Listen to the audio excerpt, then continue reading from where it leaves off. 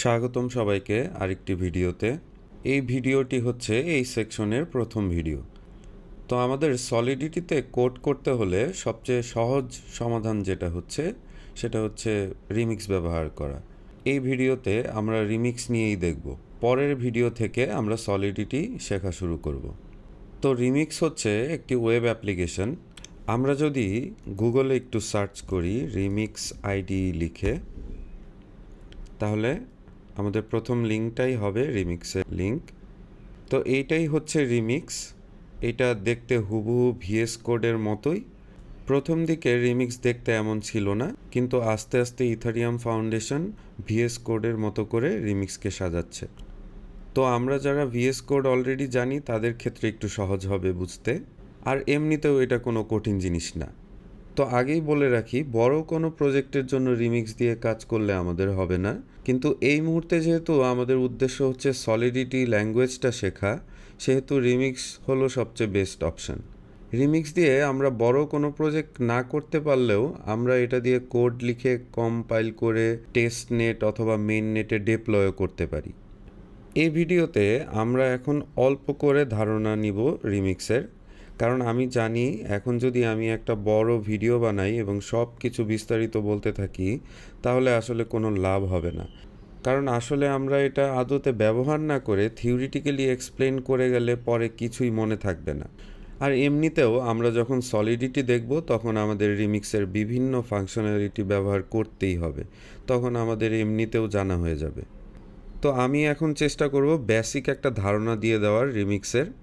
তো প্রথমেই এই যে বড় সেকশনটা ওয়েলকাম স্ক্রিন, এটা তো আমরা যখন নতুন কোনো ফাইল খুলব এইখানে ট্যাবের মতো করে আসবে।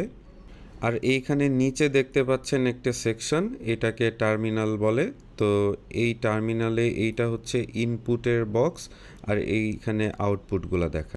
আর বেসিক্যালি এই টার্মিনালটা হচ্ছে একটি জাভাস্ক্রিপ্ট টার্মিনাল।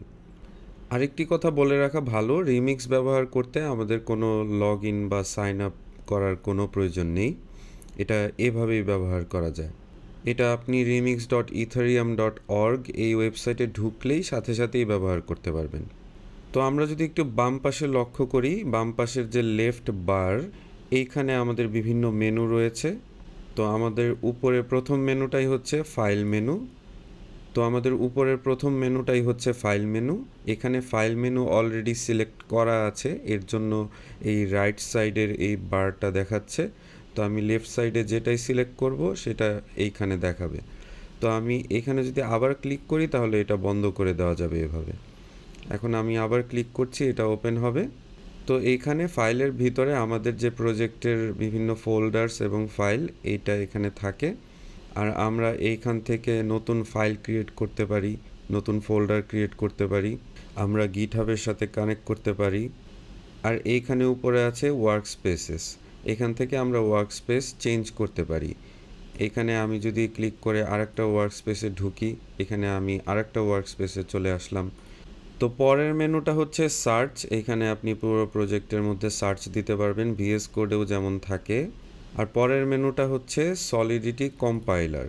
তো এইখান থেকে আমাদের কোড লেখার পর আমরা এইখান থেকে কম্পাইল করতে পারবো।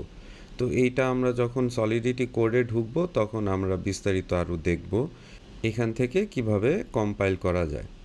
এর পরের মেনুটা হচ্ছে ডিপ্লয় করার জন্য। তো আমি আগেই বলেছি রিমিক্স থেকে আমরা স্মার্ট কন্ট্রাক্ট সরাসরি ব্লকচেনে ডিপ্লয় করতে পারি। আমি এটা একটু বড় করে নেই, লেখাগুলা দেখা যাচ্ছে না ঠিকমতো। তো এইটা হচ্ছে ডিপ্লয় করার সেকশনটা। এখান থেকে আমি বিভিন্ন এনভায়রনমেন্ট সিলেক্ট করতে পারবো, যেই এনভায়রনমেন্টে আমি অ্যাকচুয়ালি ডিপ্লয় করব। এখানে হচ্ছে অ্যাকাউন্ট, যেই অ্যাকাউন্ট থেকে স্মার্ট কন্ট্রাক্ট ডিপ্লয় করা হবে সেই অ্যাকাউন্টটা হবে এইটা। তো রিমিক্স ওপেন করলে বাই ডিফল্ট এই জাভাস্ক্রিপ্ট ভিএমটা সিলেক্ট করা থাকে। তো জাভাস্ক্রিপ্ট ভিএমটা হচ্ছে একটি লোকাল ব্লকচেন যেটা রিমিক্স নিজেই চালাচ্ছে আন্ডারনিতে। তো আমরা যদি এখন কোনো স্মার্ট কন্ট্রাক্ট ডিপ্লয় করি সেটা লোকাল ব্লকচেনে ডিপ্লয় হবে, এটা টেস্ট নেট বা মেইন নেটে হবে না। তো এইটার উদ্দেশ্য হচ্ছে আমরা যেন র্যাপিডলি স্মার্ট কন্ট্রাক্ট টেস্ট করতে পারি, ডিপ্লয় করে দেখতে পারি। আর এই জাভাস্ক্রিপ্ট ভিএম এর সাথে এখানে আমাদেরকে 10টা অ্যাকাউন্ট দেওয়া হয়, প্রত্যেকটাতে 100 করে ইথার থাকে। অবশ্যই এগুলা ফেক ইথার, এগুলোর কোনো মনিটারি ভ্যালু নেই।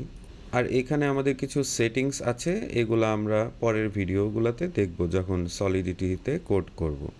তো রিমিক্সে ইচ্ছা করলে আমরা প্লাগইনসও অ্যাড করতে পারি, যেটা ভিএস কোডে এক্সটেনশন বলা হয়, এখানে বলা হয় প্লাগইনস। তো এই মেনুটাতে ক্লিক করলে দেখতে পাচ্ছেন যে আমাদের প্লাগইনের সেকশনটা আসলো। এখানে অনেক প্লাগইনস আছে, এগুলো আমরা অ্যাক্টিভেট করলেই এগুলা এখানে এই মেনু নিচে এসে পড়বে।